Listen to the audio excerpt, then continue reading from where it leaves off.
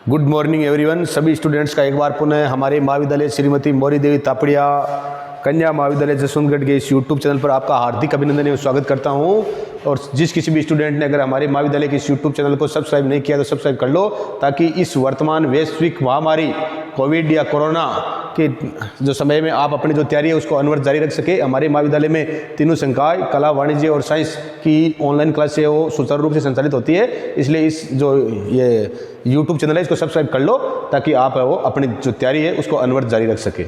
हम जो स्नातक पार्ट फर्स्ट ईयर, चाहे कोई भी संकाय हो, BA, BSc, BCom, इसके सभी संकायों के लिए पार्ट फर्स्ट का ये गांधी जी और दर्शन अनिवार्य पेपर है। इसमें हम गांधी जी का आज आदर्श समाज पढ़ेंगे कि गांधी जी ने किस प्रकार के आदर्श समाज की बात की। तो आदर्श समाज का मतलब है अहिंसात्मक। कौन सा समाज? अहिंसात्मक समाज, या इसको हम क्या कह सकते हैं, राम राज्य भी गांधी जी ने इसको कहा है कि भाई राम राज्य का मतलब अहिंसात्मक समाज या गांधी जी का आदर्श राज्य। तो इसमें हम गांधी जी के आज आदर्श राज्य की चर्चा करेंगे। गांधी जी के राजनीतिक विचारों के अंतर्गत ही गांधी जी द्वारा जो आदर्श राज्य बताया है उसे वो राम राज्य कहते थे, और राम राज्य कहना उचित होगा। राम राज्य शब्द का जो अर्थ है वो है आदर्श व्यवस्था। राम राज्य जो शब्द है इसका अर्थ क्या है? आदर्श व्यवस्था। ऐसे कह सकते हैं हम, राम राज्य शब्द का गांधी जी के अर्थ क्या है? तो क्या है? आदर्श व्यवस्था। गांधी जी ने भी प्लेटो के समान दो आदर्शों का वर्णन किया है। पहला है पूर्ण आदर्श। प्लेटो ने जिस प्रकार से दो आदर्शों की बात की, वैसे गांधी जी ने भी दो आदर्शों की बात की, एक तो पूर्ण आदर्श, दूसरा उपादर्श। पूर्ण आदर्श, इसलिए गांधी जी ने अपने जो आदर्श राज्य इसको कितने भागों में बांटा है? तो दो भागों में बांटा है, या दो आदर्शों का वर्णन किया है। पहला है पूर्ण आदर्श और दूसरा है उपादर्श। उनकी पूर्ण आदर्श सामाजिक व्यवस्था के अंतर्गत राज्य के लिए कोई स्थान नहीं है, लेकिन गांधी जी यथार्थवादी थे और उन्होंने इस बात को स्वीकार किया कि मानव स्वभाव की वर्तमान स्थिति को देखते हुए पूर्ण आदर्श की स्थापना संभव नहीं है। इसलिए उनके द्वारा व्यवहारिक दृष्टिकोण से उपादर्श की कल्पना की गई है, और गांधी जी के आदर्श समाज या राज्य के रूप में हमारे द्वारा उनके उपादर्श का ही अध्ययन किया जाता है। गांधी जी के उपादर्श समाज या उनके आदर्श राज्य, गांधी जी के उपादर्श समाज या गांधी जी का ये क्या है? आदर्श जो राज्य है, इसे क्या कहते हैं? राम राज्य कहते हैं। और इसकी प्रमुख जो विशेषताएं हैं वो है, पहला है अहिंसात्मक समाज। गांधी जी ने कहा है कि जो उपादर्श राज्य होगा या जो राम राज्य होगा उसका समाज क्या होगा? अहिंसात्मक समाज होगा। गांधी जी अपने आदर्श राज्य को अहिंसात्मक समाज के नाम से पुकारते हैं। पूछ ले कि गांधी जी अपने आदर्श राज्य को किस नाम से पुकारते हैं? तो किस नाम से पुकारते हैं? अहिंसात्मक समाज के नाम से पुकारते हैं। गांधी जी के इस आदर्श समाज में राज्य संस्था का अस्तित्व रहेगा, और पुलिस, जेल, सेना तथा न्यायालय आदि शासन की बाध्यकारी सत्ताएं भी होगी। फिर भी ये इस दृष्टि से अहिंसक समाज है कि इसमें इन सत्ताओं का प्रयोग जनता को आतंकित और उत्पीड़ित करने के लिए नहीं, वरन उनकी सेवा करने के लिए किया जाता है। और गांधी जी कहता है कि इस समाज में सत्याग्रह होगा और किसी प्रकार की क्या नहीं होगी? हिंसा नहीं होगी। नंबर 2 में ये गांधी जी बोल रहे हैं शासन का जो स्वरूप है वो क्या होगा? लोकतांत्रिक होगा। शासन का स्वरूप किस प्रकार का होगा? लोकतांत्रिक होगा। गांधी जी के आदर्श समाज में शासन का जो रूप है वो पूर्णतया लोकतांत्रिक होगा। जनता को न केवल मत देने का अधिकार होगा, जनता को ये नहीं कि वो सिर्फ मत ही देंगे, जनता को मतदान का अधिकार ही नहीं, उसके साथ में भी जनता को विभिन्न प्रकार की क्या होगी? स्वतंत्रताएं होगी। गांधी जी बोल रहे हैं मत देने का अधिकार ही प्राप्त नहीं होगा, वरन जनता सक्रिय रूप से शासन के संचालन में भी भाग लेगी। शासन सत्ता सीमित होगी और सभी संभव रूपों में जनता के प्रति उत्तरदायी होगी। तीसरा है विकेंद्रित सत्ता। सत्ता का जो वितरण है, वितरण कर दिया जाएगा। सत्ता को क्या कर दिया जाएगा?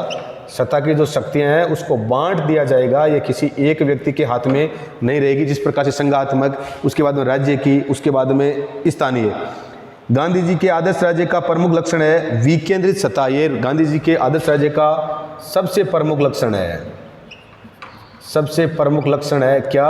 विकेंद्रित सत्ता। विकेंद्रित सत्ता मतलब सत्ता का क्या कर देंगे? वितरण कर देंगे, विकेंद्रित कर देंगे, मतलब सत्ता केंद्रित नहीं होगी। गांधी जी संपूर्ण भारत में प्राचीन ढंग के स्वतंत्र और स्वावलंबी ग्राम समाजों की स्थापना करना चाहते थे, और जिसका आधार क्या होगी? ग्राम पंचायतें। अनुच्छेद जो हमारा नीति निषेध तत्व है भाग 4 में, अनुच्छेद 36 से लेकर अनुच्छेद 51 तक, और उसमें गांधी जी ने निर्देश दिया है, उसमें इसको शामिल किया गया है। और ग्राम पंचायतें अनुच्छेद किस में है? 40 में, और उसी के कारण बाद में 73वां जो संविधान संशोधन था, 74वां जो संविधान संशोधन था, उससे क्या किया गया, इनको है वो संविधान में मान्यता दी गई। विकेंद्रीकरण को और अधिक सफल बनाने के लिए गांधी जी का सुझाव था कि ग्राम पंचायतों का निर्वाचन तो प्रत्यक्ष रूप से हो, लेकिन ग्राम के ऊपर की जो भी प्रशासनिक इकाइयाँ हैं, जैसे प्रादेशिक सरकार है, राष्ट्रीय सरकार है आदि के विधानमंडलों का चुनाव अप्रत्यक्ष प्रणाली से हो, जिससे सत्ता का समस्त केंद्र ग्राम पंचायतें ही बनी रहे।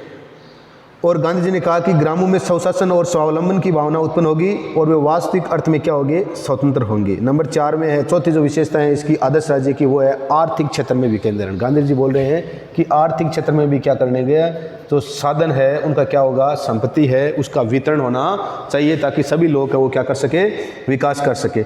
गांधी जी है वो आर्थिक क्षेत्र के अंतर्गत भी विकेंद्रीकरण को अपनाने का सुझाव दिया गया या दे रहे हैं। विशाल तथा केंद्रीकृत उद्योग लगभग समाप्त कर दिए जाए। गांधी जी बोल रहे हैं कि विशाल और जो केंद्रीकृत जो उद्योग है उनको क्या कर देना चाहिए, उनको समाप्त कर देना चाहिए। गांधी जी बोल रहे हैं कि विशाल और जो केंद्रीकृत उद्योग है उनको समाप्त कर देना चाहिए और उनके स्थान पर क्या होना चाहिए, कुटीर उद्योग लगाने चाहिए, छोटे छोटे उद्योग लगाने चाहिए, क्योंकि भारत की अधिकांश जनसंख्या कहाँ रहती है, गाँव में रहती है, और ये कुटीर उद्योग है वो गाँव में होने चाहिए। और मशीनों का प्रयोग, उन मशीनों का तो प्रयोग किया जा सकेगा जो व्यक्तियों के लिए सुविधाजनक होती है, किंतु मशीनों को मानवीय श्रम के शोषण का नहीं बनाया जाएगा। ये नहीं भाई, उन मशीनों का तो प्रयोग किया जा सकेगा जो व्यक्तियों के लिए सुविधाजनक होती है, किंतु मशीनों का मानवीय श्रम के शोषण का साधन नहीं बनाया जाएगा। हर गांव है अपनी आवश्यकता की वस्तुएं स्वयं उत्पन्न करेगा। कोई भी गांव है, पंचायत है, अपनी जो आवश्यकता की वस्तुएं हैं वो स्वयं उत्पन्न करेगी और प्रत्येक व्यक्ति अपने उत्पादन के साधनों का स्वयं स्वामी होगा। 5वां जो इसकी विशेषता है वो है नागरिक अधिकारों पर आधारित। यहाँ पर जो नागरिक है उनके अपने क्या होते हैं, अधिकार होने चाहिए। राज्य स्वतंत्रता, समानता तथा अन्य नागरिक अधिकारों पर आधारित होगा। राज्य स्वतंत्रता, समानता व अन्य अधिकारों पर क्या होगा, आधारित होगा। राज्य है वो स्वतंत्रता, समानता और जो अन्य अधिकार है उस पर आधारित होगा। इस समाज में प्रत्येक व्यक्ति को अपने विचार व्यक्त करने और समुदायों के निर्माण की स्वतंत्रता होगी। इस समाज के अंतर्गत जाति, धर्म, भाषा, वर्ण और लिंग आदि भेदभाव के बिना सभी व्यक्तियों को समान सामाजिक और राजनीतिक अधिकार भी प्राप्त होंगे। 6 है निजी संपत्ति का अस्तित्व है। निजी जो संपत्ति है उसका भी क्या रहेगा, अस्तित्व रहेगा। निजी संपत्ति का अस्तित्व है।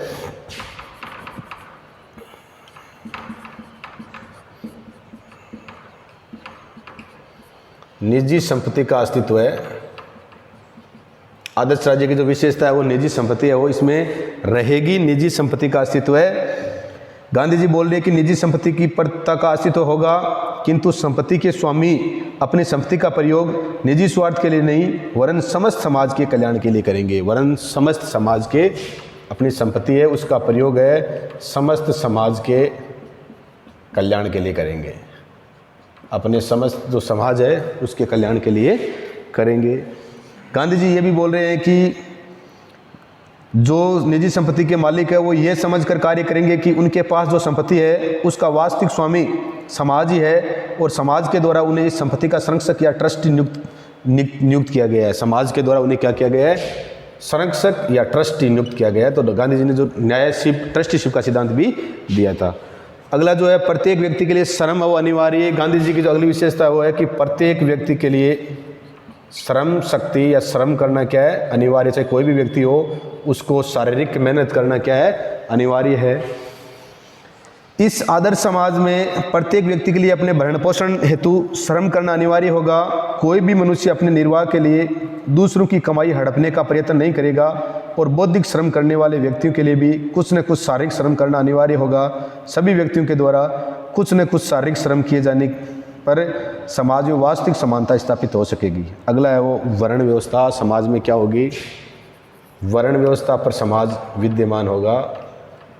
समाज में 4 वर्ण होंगे, क्षत्रिय, ब्राह्मण, क्षत्रिय, वैश्य और शूद्र। इसमें समाज है वो वर्ण व्यवस्था पर आधारित होगा। प्राचीन काल की भांति समाज 4 वर्णों में विभाजित होगा। ब्राह्मण है, क्षत्रिय है, वैश्य है, शूद्र है। ये 4 क्या होंगे, समाज में वर्ण होंगे और इसी के अनुसार समाज अपना काम करेगा। प्रत्येक वर्ण वंश परंपरा के आधार पर अपना कार्य करेगा, किंतु विविध वर्णों या वर्गों के प्रत्येक व्यक्तियों को सामाजिक, राजनीतिक और आर्थिक क्षेत्र में समान अधिकार प्राप्त होंगे और उनमें किसी प्रकार की ऊंच नीच की भावना नहीं होगी। अगली जो विशेषता है वो अस्पृश्यता का अंत।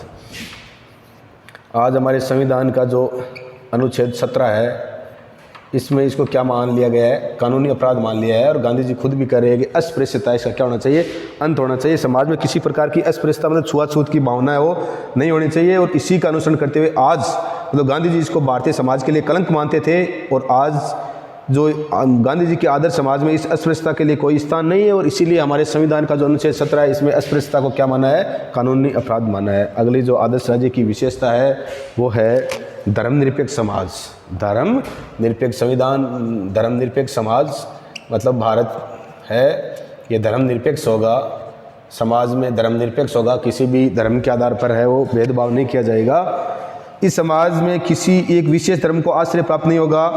राज्य की दृष्टि में सभी धर्म वो समान होंगे और सभी धर्मों के अनुयायियों को समान सुविधाएं प्राप्त होगी। ये बात कौन कर रहे हैं, गांधी जी कर रहे हैं। तो इस प्रकार हमने गांधी जी का जो आदर्श समाज है, अहिंसात्मक समाज है, इस अहिंसात्मक समाज है राम राज्य की हमने विशेषताएं पढ़ी। वीडियो को लाइक, शेयर और सब्सक्राइब कर देना। जय हिंद, जय भारत।